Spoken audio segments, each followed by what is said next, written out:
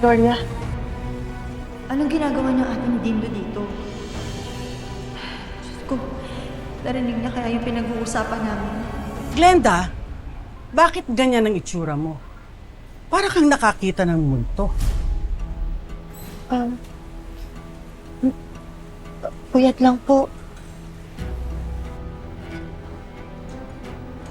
Ah,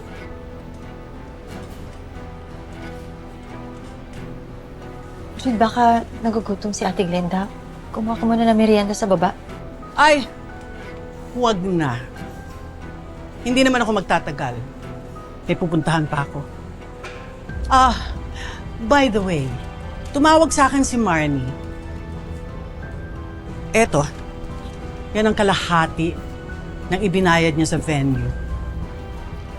Nire-reimburse ko sa kanya dahil naikwento niya sa akin ang mga nangyayari sa kapatid niya. Po? Sige na, tanggapin mo na.